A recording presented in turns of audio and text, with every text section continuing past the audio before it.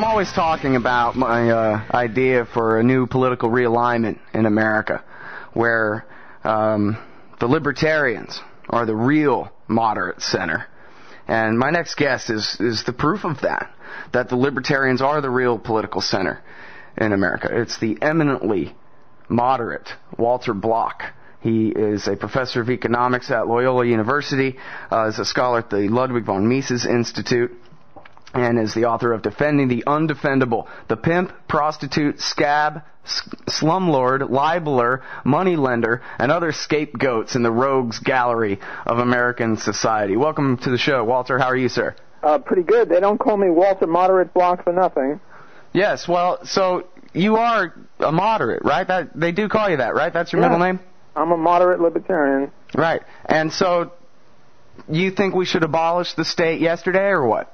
Today will be fine. You see, that's my moderation. Oh, I see. Heck, I'll even take tomorrow.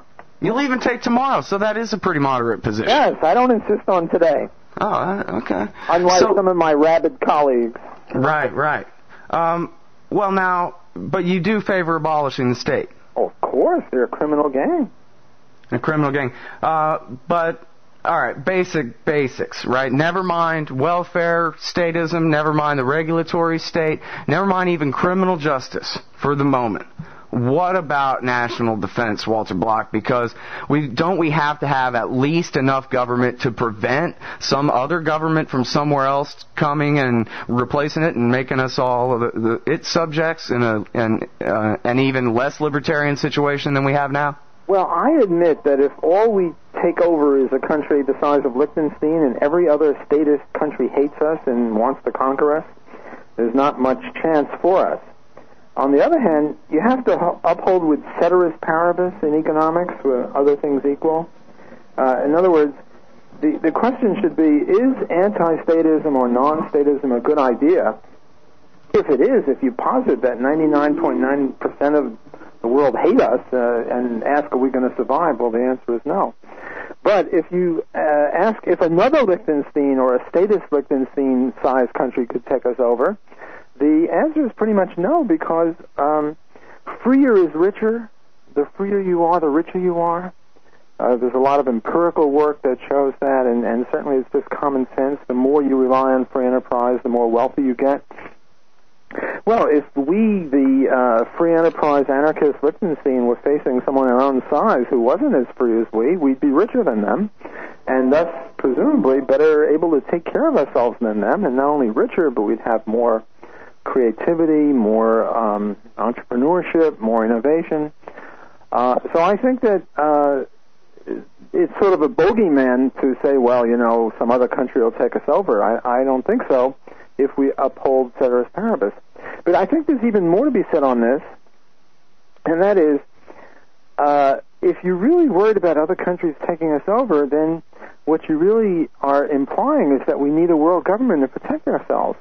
Right now, the U.S. is in a state of anarchy with regard to France, world government above both of them. We assume that the U.S. is not a world government yet, although they're working on that. Brazil and China are in a state of anarchy with each other. Canada and Australia are in a state of anarchy with each other.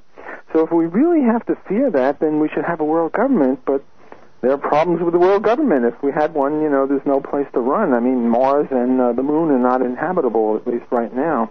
Mm-hmm. Well, as moderate as you are, sir, I think most people probably by default would say, yeah, but throughout history you've always got a monopoly on the military power for a certain landmass. You can't just have a free market competition in national defense, can you?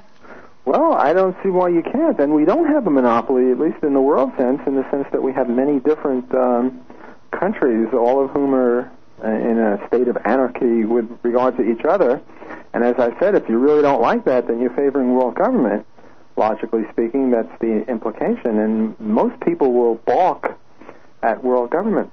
And in any case, there's a whole series of books, Courtois, I'm not sure I'm pronouncing it right, that show that most murders in the last century were done by governments. And I'm not talking about wars where they fight with each other. I'm just talking about internal killings. Most killings are done by governments of their own people. So if you're really worried about other people killing us, the main enemy is government. You know, I wonder what the statistics are for America now. I mean, I think the last time I heard there were 12,000 something murders, but I don't know if that counts, you know, cops killing people, or you know, how those numbers break down in the U.S. right now. What do you think? There's lots more than 12,000. My most recent book is highway and road privatization, and some 40,000 people die on our highways, our socialist road system.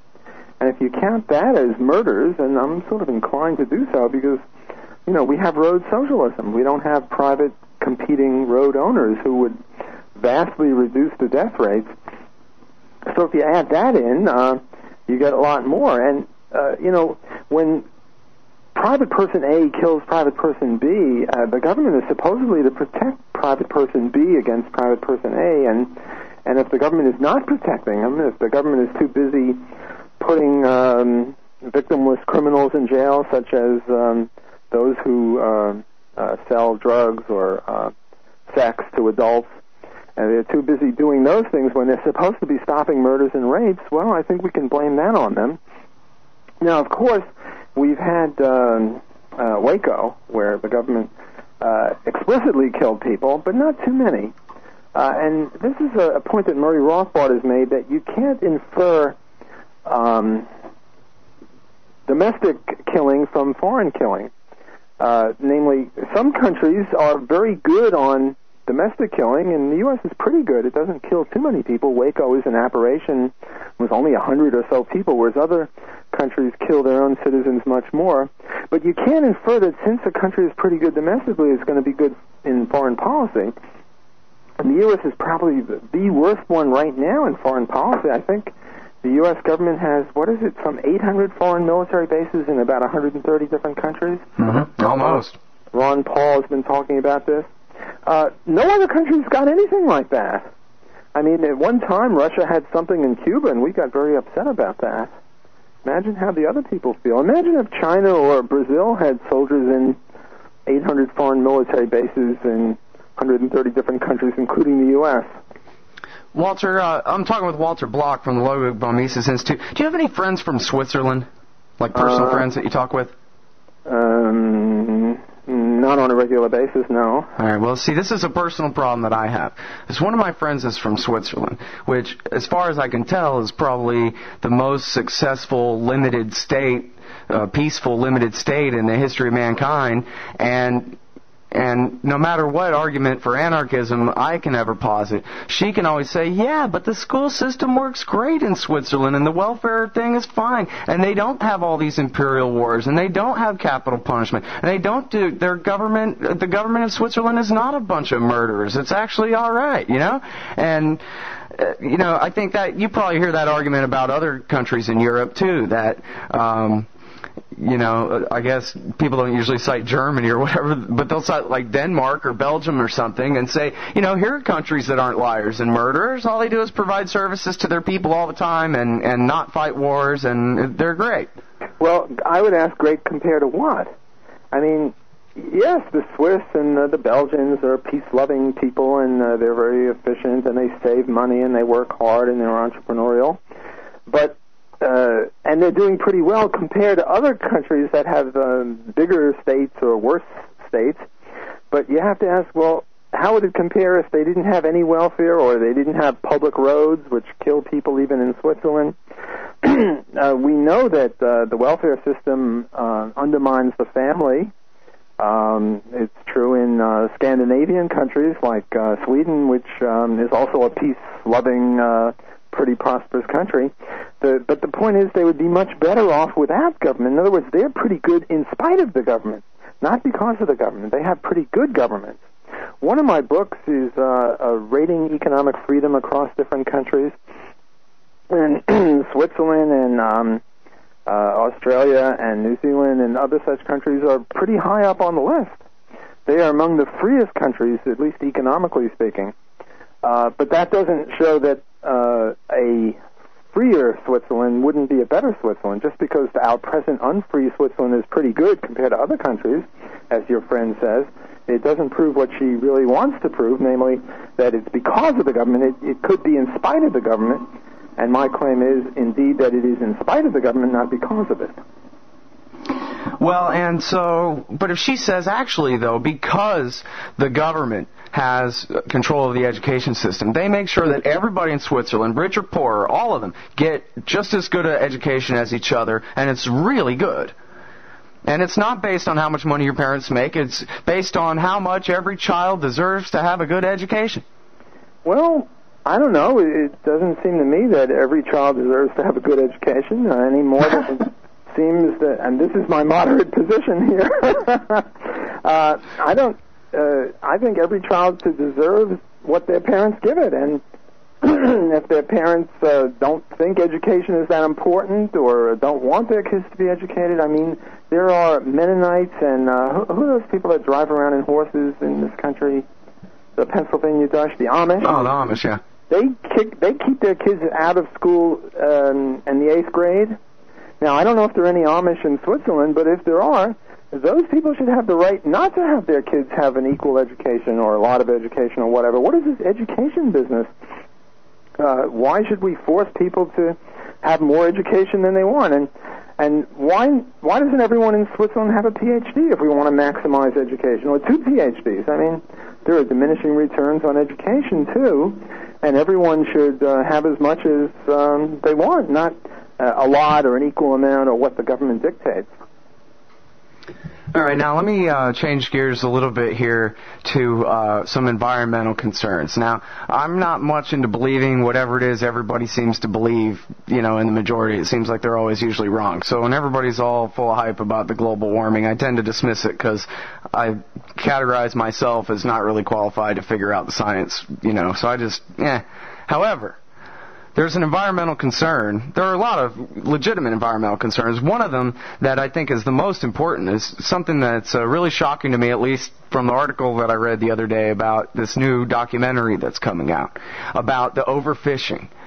And basically, here's what they describe. This is how they got me shocked, Walter. They said, imagine the landmass of Africa, and imagine taking a giant, set of nets and going from the southern tip all the way up to the Sahara Desert and catching every bit of wildlife in there just to pick out the few zebras and whatever that you want and throwing the rest all away dead. That is basically what is happening now in the oceans, that the industrial technology of fishing is such that they are just completely depleting the ocean. They're breaking down the very chain of life on this planet. They're destroying ecosystems.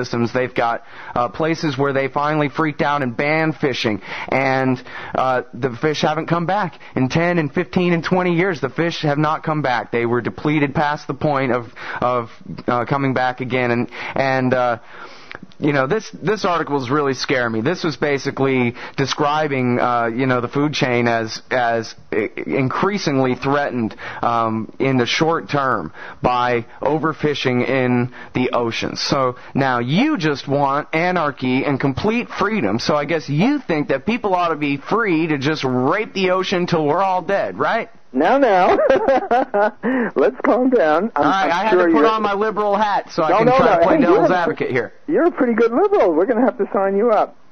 No, I agree with this assessment. It is pretty horrible what they're doing. But it's due not to free enterprise, it's due to the absence of free enterprise. You see, what you need for free enterprise is private property rights. And we don't have to go to the oceans. We had the similar situation with the buffalo. The buffalo almost went extinct because you weren't allowed to own buffalo.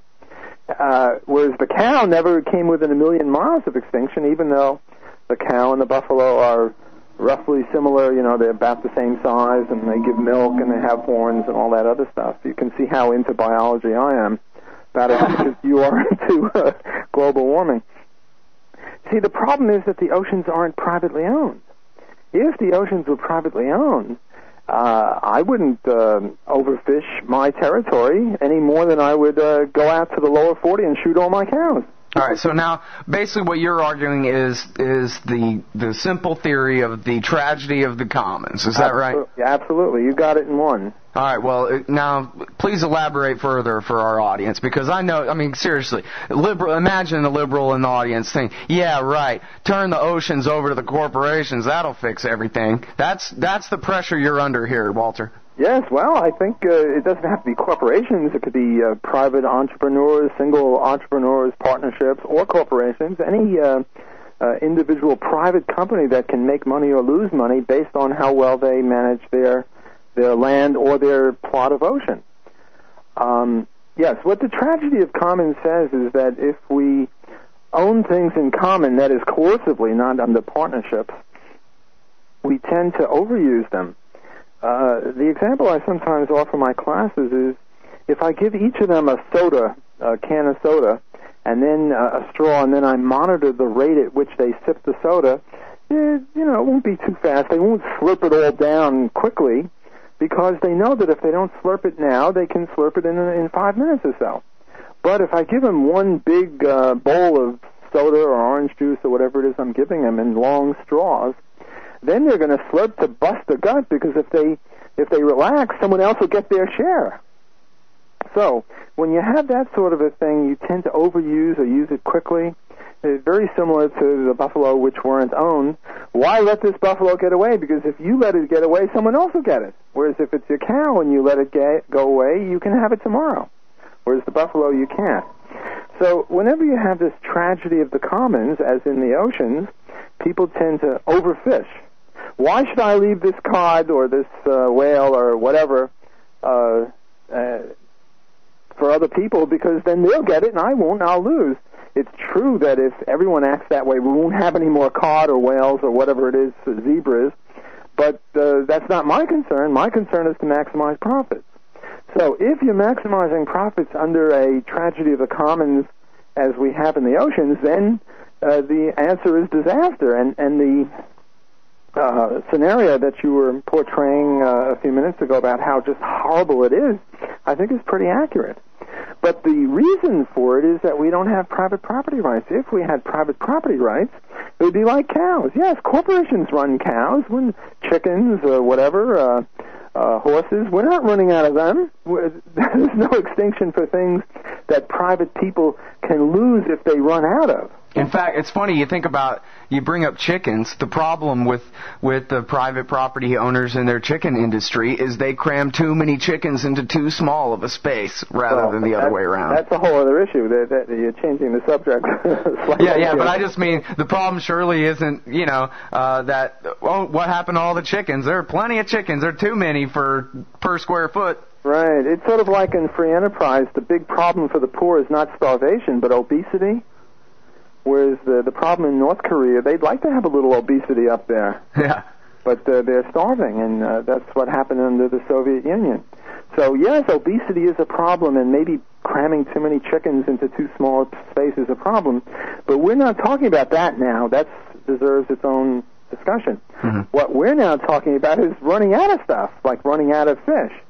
And when private enterprise runs it, we don't run out of things. We don't run out of pigs, horses, cows, barnyard animals. And take the elephant and the rhinoceros in Africa. We were running out of those, too, because you had tragedy of the commons on the land. I mean, an elephant is just a big whale with bigger feet. Yeah, big land whale. There's not really much of a way to make money off them except for their, killing them and taking their tusks away. Well, if you do that, that's because you don't own them. And a farmer will never kill a pregnant cow. They kill old cows. They'll kill bulls because you don't need as many bulls as cows. It's the same thing with elephants. If they're farmed in big farmyards with big fences and you can't keep an elephant in a little barn. You have to let him roam around. But if the farmer protects them, he might allow somebody to shoot an old bull elephant for their tusks, but then they'll also take advantage of the meat and the hide, and it'll be rationalized. Whereas when it's not, when you have this tragedy of the commons on the land, as with the rhinoceros or the elephant, well, then you have these poachers who will shoot the beast and just get their tusk, and if it's a pregnant cow, it doesn't matter. You kill it anyway. Mm-hmm. Well, of course we're going to run out of elephants. So it's the same thing, whether it's on the land or the ocean. The answer to both is to privatize. Well, you know, they say, I guess this was Ludwig von Mises said, that the middle of the road leads to socialism. And well, I don't want that crack to be aimed at me as a moderate here, and I'm only kidding about moderate. Obviously, my views are pretty extreme in terms of what most people believe in. But yeah, but you say it all so calmly, though. Oh, well, okay, I'm moderate in demeanor. But Mises is right. I mean, you know, it's hard to adhere to a middle ground because each time Obama has another regulation, it screws up the economy, and then needs another regulation to fix the first one, although he'll never... Well, and on the subject of the oceans, you know, we have a situation where what we need at this point is to either go immediately with your way, or we need some better government regulators to be better stewards and to lower the numbers on the quotas and whatever, and try to preserve this resource somehow. Because, I mean, look, we got 6 billion people plus on this planet. We got, you know, more than half of them probably rely on eating fish to stay alive every day. You know, we can't have the oceans die on us here. Somebody's got to do something. Oh, yes, I agree with you that the present system is perhaps the worst of all possible ones. A slightly better situation would be what they do. Sometimes they'll have, like, fishing quotas, and they'll have fishing seasons, and they'll put limits on how much capacity a fishing boat can do in order to preserve the stock. But a much more sophisticated, much better way is to have private property rights, and to have, you know, the Mississippi River Corporation or the Mississippi River Partnership, if you don't like corporations, own the Mississippi River, and to have, you know, the Atlantic company own part of the Atlantic Ocean, and the Pacific company own part of the Pacific Ocean. Look, where would you rather meet me, in Central Park in New York City or in Disneyland?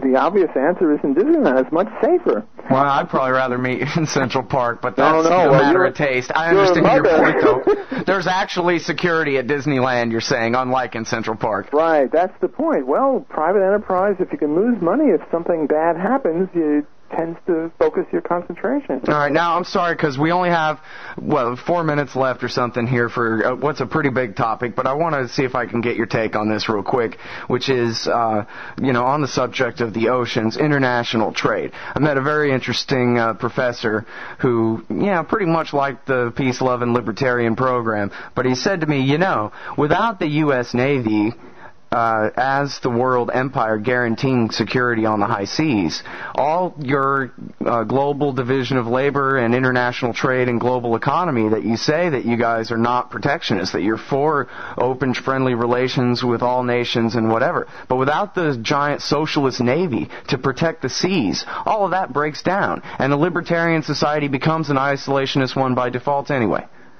Well, I would trust a private cop more than a public cop, because whether it's Disneyland versus Central Park in New York City, or whether it's a private navy. Look, you know, I was going to say, use a bad word, but these bad people, what they do with these piracy of these boats now, they forbid those people from having arms on those boats. So, of course, they're sitting ducks for the pirates. Look, who would you trust? An insurance company - private navy, that if they insured a boat and the boat was lost, they had to pay off? Or some government navy that if they miss up, and to err is human, we all make mistakes, they don't lose a penny? Again, private cops in Disneyland are better than private cops in Central Park, and private cops on the ocean, that is private navies, are more efficient than public navies. Do you want the people who run the post office to secure your safety? No, I kind of wish they'd abolish the post office, actually. Well, then we should abolish public navies and just have private navies who would be much more efficient. Private navies - insurance companies. This is a point Hans Hoppe makes about the importance of insurance companies. And if I could leave your audience with one thing on environmentalism, Murray Rothbard wrote this magnificent thing, which is available on the Mises web, MISES. It's called Air Pollution. That's the definitive piece on on environmentalism, and I recommend that highly. Well, and I'm sorry I didn't really have a chance to spend much time with it, but I did find this morning your article, Water Privatization, which is also at Mises.org. Yes, I certainly favor privatization of oceans, rivers, lakes, whatever. My motto is, if it moves, privatize it. If it doesn't move, privatize it. And since everything either moves or doesn't move, you privatize everything. And that's the recipe for a sound, wealthy, prosperous, and free society. All right, everybody, that's Walter Block. He is a professor at Loyola University. He's a scholar at the Ludwig von Mises Institute. Again, that's Mises.org. He's the author of Defending the Undefendable, and is the ultimate moderate center in American politics. Thanks very much for your time on the show today, Walter. Thanks for having me.